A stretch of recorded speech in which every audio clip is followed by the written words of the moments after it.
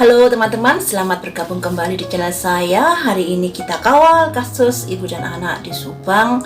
Ada perkembangan di mana, maksudnya bukan perkembangan sih, tapi ada pemberitaan di mana di channelnya Pak Indra Jainal Kades Desa Jalan Jaga ada yang datang, yaitu dari pengacara Bapak Yosef. Katanya silaturahmi atau ngobrol-ngobrol, tapi kayaknya sih pasti ada sesuatu misi yang tersembunyi. Mengapa dia berkunjung ke Pak Kades? Kita flashback ke belakang ya. Pak Kades dulu ini dekat sekali dengan Yoris. Dan itu bisa dimaklumi dikarenakan mereka ini adalah keluarga, masih keluarga dekat. Bisa dikatakan Pak Kades ini pamannya Yoris dan Danu. Namun karena ada sesuatu hal, pada akhirnya sepertinya yang saya lihat ini antara Pak Kades dengan Yoris ini ada kondisi yang agak berjauhan, nggak seperti dulu. Dan itu kayaknya momen itu dipergunakan oleh kubunya Bapak Yosef untuk mendekat kepada Pak Kades. Kalau saya lihat seperti itu. Di sini akan saya prediksi mencari tahu ada tujuan apakah Pak Rohman ini datang ke Pak Kades, ataukah murni hanya silaturahmi atau ada tujuan lain. Mari kita ungkap di sini. Tapi sekali lagi saya ingatkan, di sini masih prediksi ya. Prediksi itu masih memperkirakan apa yang terjadi. Jadi kalian juga harus berpikir bijaksana dalam menyikapi sebuah prediksi. Boleh percaya, boleh enggak.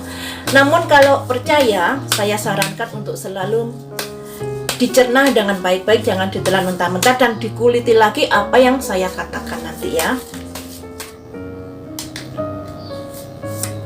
Ada simbol discovery, penemuan. Penemuan di sini ada simbol daun waru ya, daun waru penemuan. Bisa dikatakan ingin menjalin sebuah hubungan yang baik dengan Pak Kades. Ada penemuan di sini. Hubungan baik karena apa? Hubungan baik karena apa? Mari kita lihat di sini. Karena ada insting. Insting itu naluri. Naluri itu suara hati atau keinginan dalam hati. Mungkin bisa dikatakan Pak Kades sekarang kan sudah bisa dikatakan netral ya.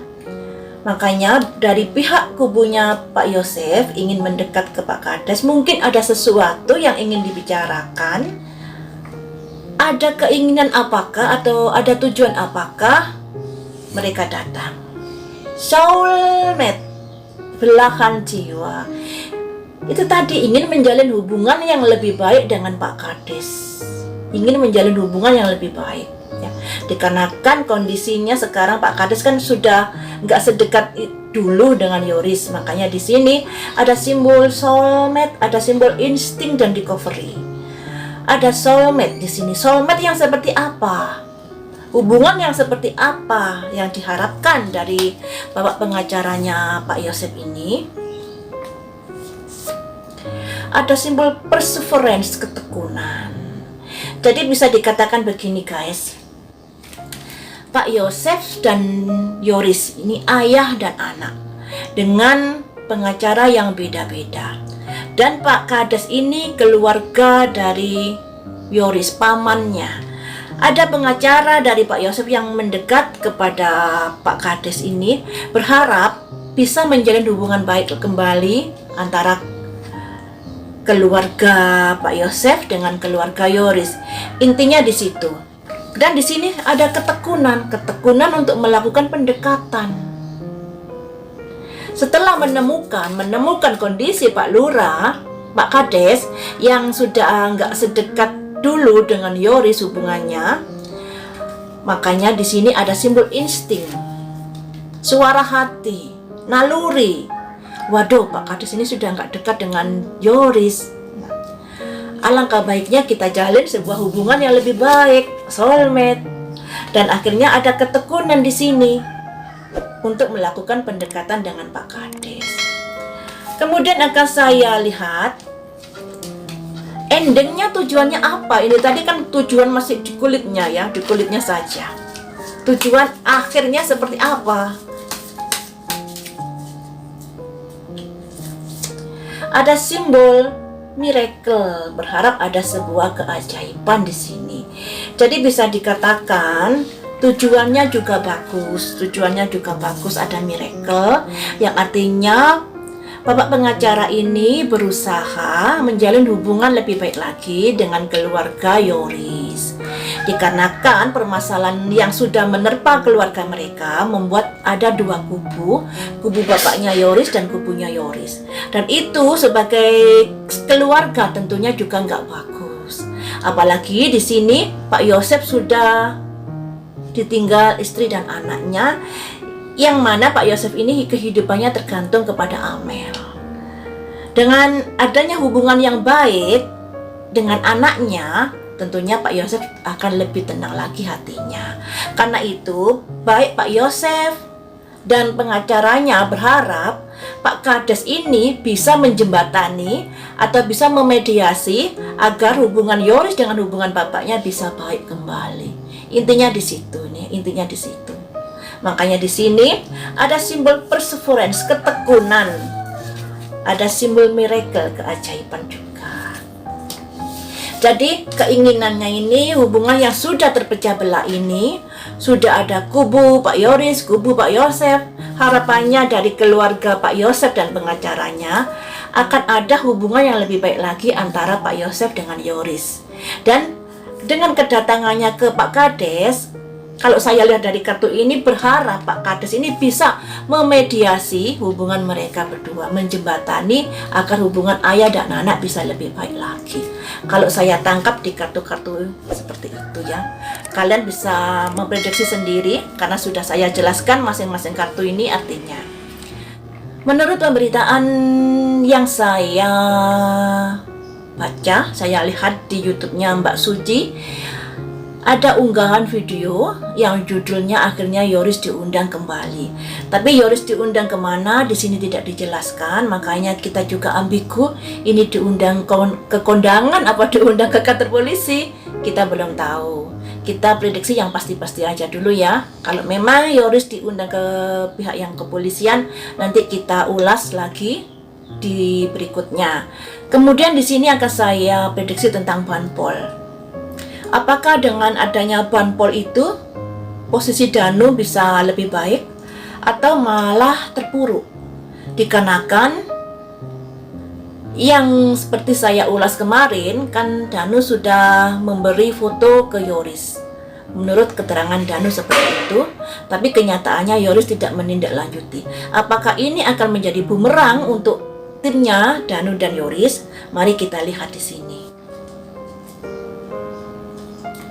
Apakah dengan adanya Banpol, Danu bisa menjadi lebih baik? Ada simbol santuari perlindungan. Bisa dikatakan kondisi Danu masih kurang bagus, masih butuh perlindungan di sini. Masih butuh perlindungan di sini ya, walaupun dia sudah mengungkapkan ada Banpol di TKP, tentunya itu sebenarnya titik terang buat masalah ini.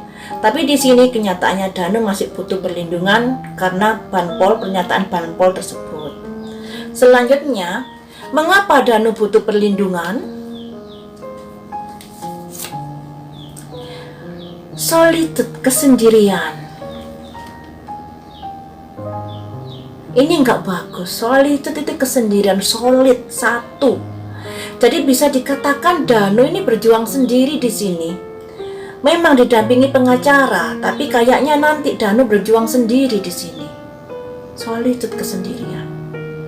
Apakah timnya nanti, maksudnya timnya Danu dan Yoris nanti bisa terpecah?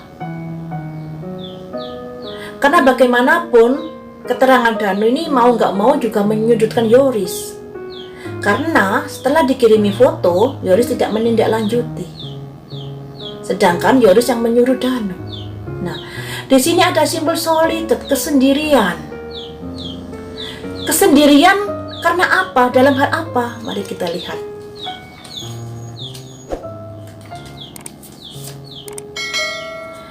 Ada Earth Magic, berusaha ada keajaiban. Jadi bisa dikatakan Danu saat ini posisinya berjuang sendiri.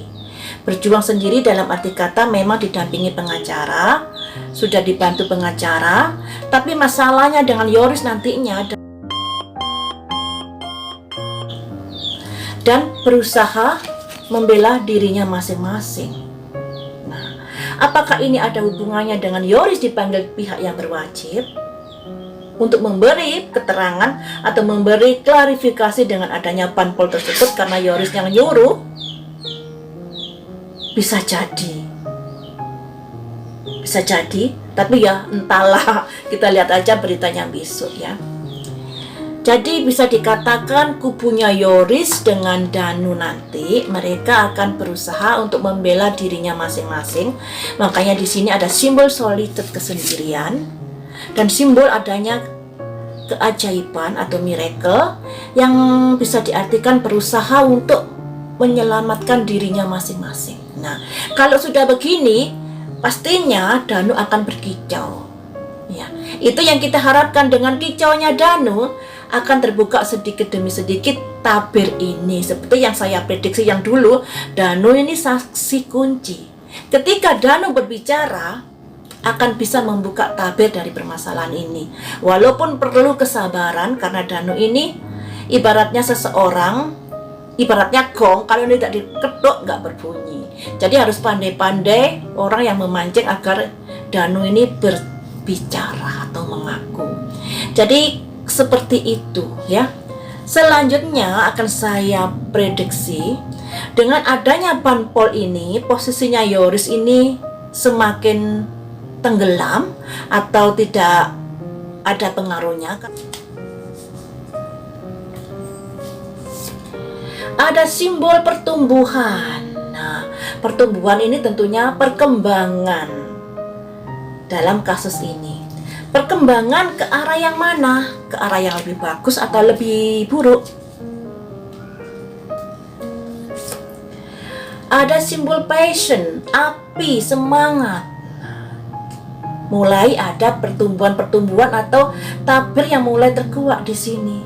Ada pertumbuhan, ada semangat untuk mengungkap. Nah, semangat untuk mengungkap dalam hal apa?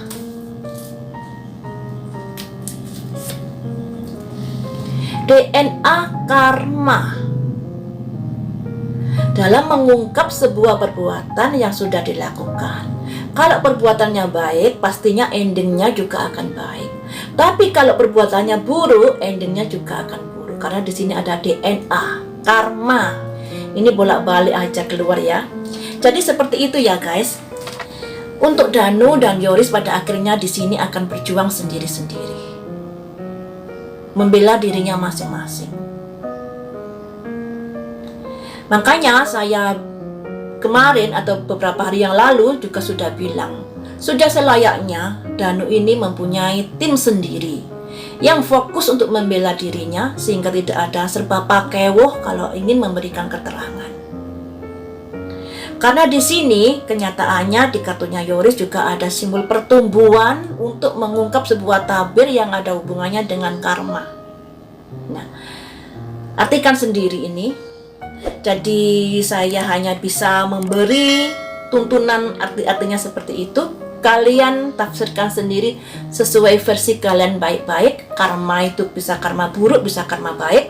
Jadi di sini bisa dikatakan ada dua arti. Kalau Yoris tidak ada sangkut pautnya, tentunya karma baik yang akan dia terima. Tapi kalau Yoris ada sangkut pautnya di sini, mau nggak mau dia harus bertanggung jawab atas apa yang sudah dilakukan. Baiklah teman-teman, sampai di sini dulu prediksinya. Sekali lagi saya ingatkan, prediksi ini bukan memastikan.